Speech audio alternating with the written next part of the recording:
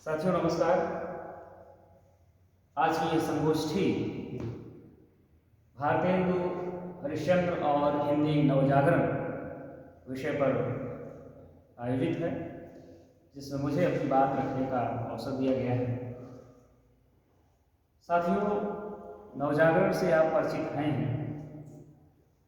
एक तरह की नई विचारधारा जो समाज में सामाजिक मूल्यों, राजनीतिक मूल्यों, आर्थिक मूल्यों और यूँ कह लीजिए कि जो व्यक्ति से व्यक्ति के बीच संबंधों का आधार था, उसके विषय में नए सिरे से बातचीत करने के लिए जिस नए विचार सूत्र का आगाज हो रहा था, वो नवजागरण का युग था। 18वीं शताब्दी में पूरी दुनिया में वैज्ञानिकों ने, चिंतकों ने, दार्शनिकों ने अपने ढंग से इस दुनिया की व्याख्या करने का एक नया तरीका खोजा। आप जानते हैं कि जीव वैज्ञानिक डार्विन के विकासवाद के पश्चात मनोवैज्ञानिक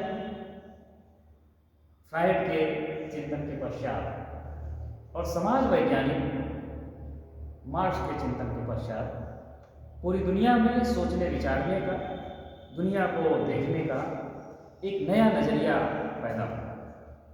और वो नज़रिया, वो दृष्टिकोण सारे संसार में व्याप्त हुआ और उसका प्रभाव न सिर्फ भौतिक वैज्ञानिक, जीव वैज्ञानिक, रसायन वैज्ञानिक तक सीमित रहा, बल्कि साहित्यकारों ने भी, कलाकारों ने भी अपने ढंग से उससे प्रभाव ग्रहण किया और अपनी अभिव्यक्तियों में, अपनी रचनाओं में उसका उपयोग किया। आप देखें कि भारतेंदु 1885 में जब अपने साहित्य के साथ उपस्थित होते हैं, तो भाषा के स्तर पर, विधा के स्तर पर अंग्रेजी साम्राज्य के विरुद्ध एक आंदोलन रचते हुए से प्रतीत होते हैं, बल्कि रचते हैं।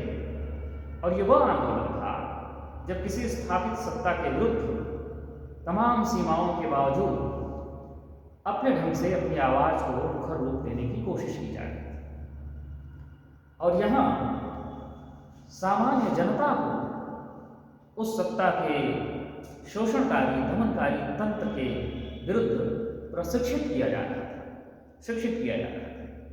इसलिए आप देखें कि यद्यपि एक चीज़ यहाँ ध्यान रखना होगा कि राजा राममोहन राय, ईश्वरचंद्र विद्यासागर प्रभृत अनेक विद्वान पहले ही भूमिका रच चुके थे।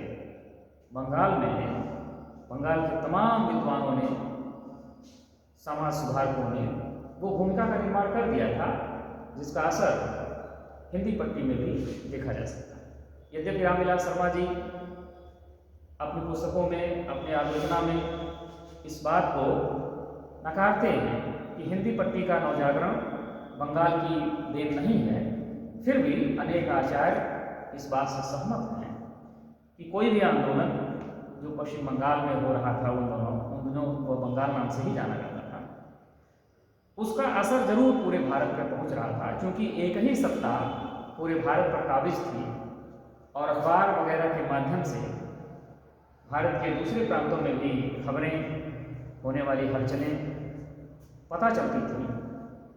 तो भारतेंदु जी ने हिंदी में नए विचारों का, नए सोचने समझने के ढंग का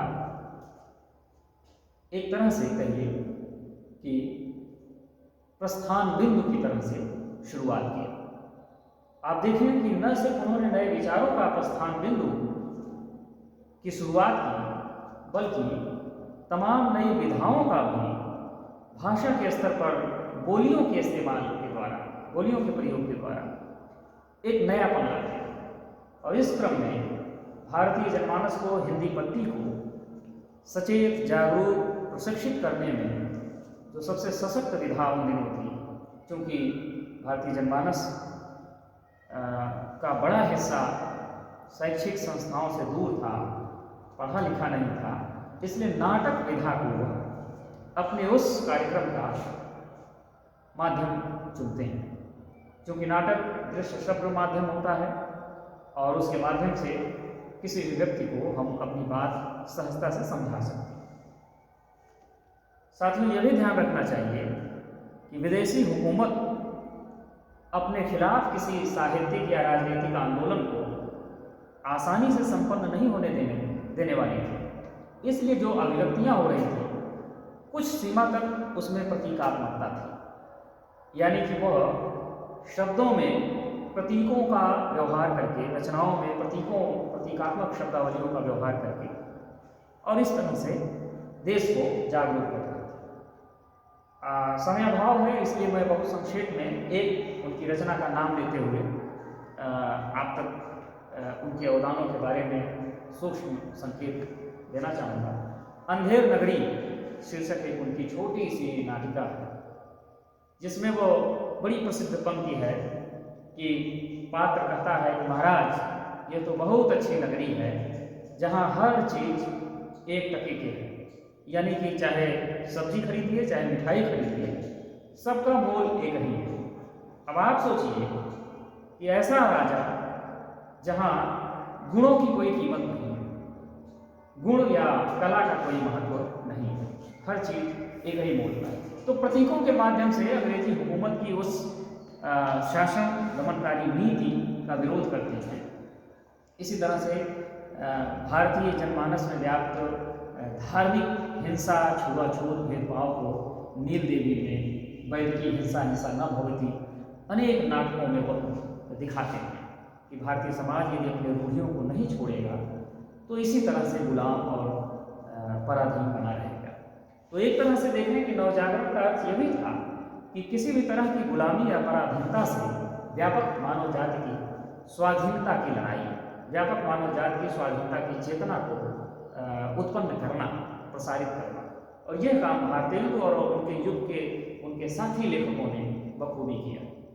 और विस्तार से यदि हम देखें तो वह एक नई शुरुआत थी, जहाँ से 1857 की क्रांति हुई थी। उस क्रांति की ऊष्मा लेकर प्रेम भारतेंदु और उनके मंडल के साथी भारतवर्ष को, भारतीय जनता को एक नई जागृत, नए सवेरा की ओर ले जाने की कोशिश कर रहे थे। और हम यदि उनकी कोशिश एक लंबा समय अवधि लेकर पूरी हुई 1947 तक, लेकिन उस कोशिश का भी हमें जो है महत्व देना होगा, मूल्यांकन करना होगा। जो उन्होंने शुरुआत की थी, ये वही शुरुआत थी जिसको लेकर हम आज इस स्वतंत्र और स्वाधीन भारत में रह रहे हैं। तो आज के इस वक्तव्य में मैं इतना ही, और फिर अगले वक्तव्य में हम सब बात करेंगे विस्तार से। धन्यवाद, नमस्कार साथी।